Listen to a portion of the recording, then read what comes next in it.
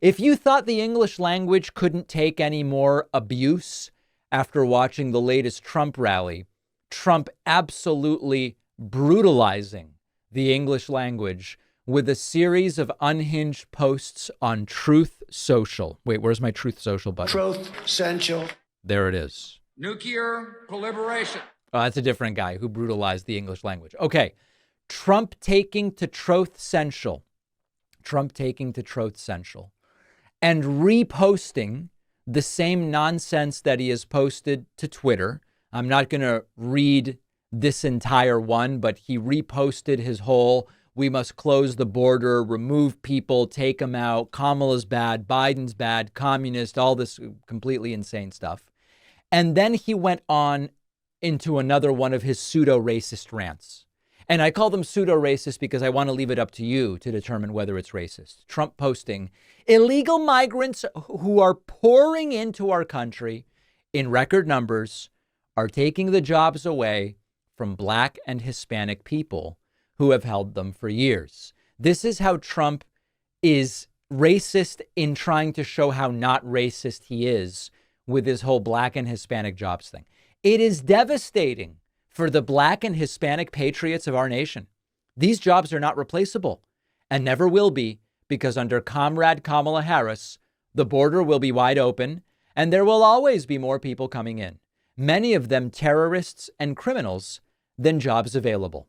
Caps lock then goes on, and Trump says Kamala is killing Black and Hispanic heritage.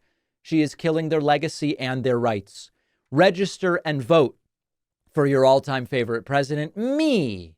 November 5th will be the most important day in the history of our country. Make America great again.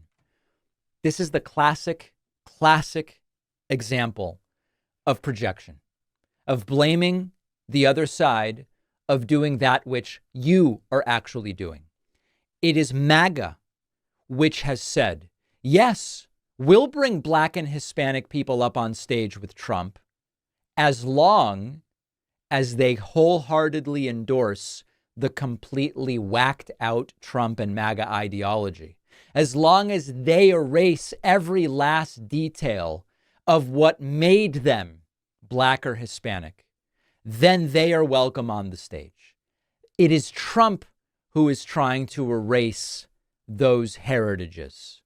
And of course, I can tell you as someone myself who's Hispanic, I'll be at the White House tomorrow for Hispanic Heritage Month, and I'm an immigrant from Argentina. Spanish is my first language.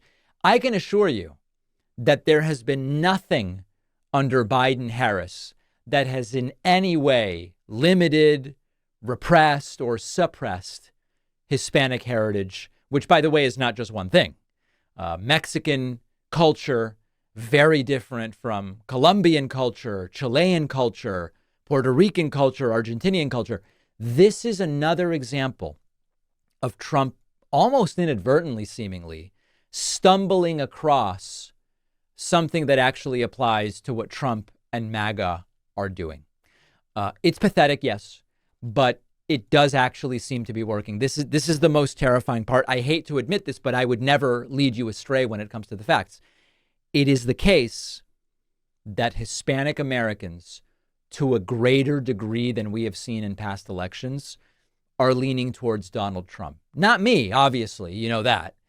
But it is a scary thing, and it is starting to go beyond Cubans and Venezuelans. For those who don't know, for reasons we've talked about before, Cuban Americans and Venezuelan Americans, or said in another way, Cuban immigrants to the United States, Venezuelan immigrants to the United States, have been the Hispanic Americans most likely to vote for Republicans. And it comes to do with Cubans believe they are voting against Castro when they vote for Republicans.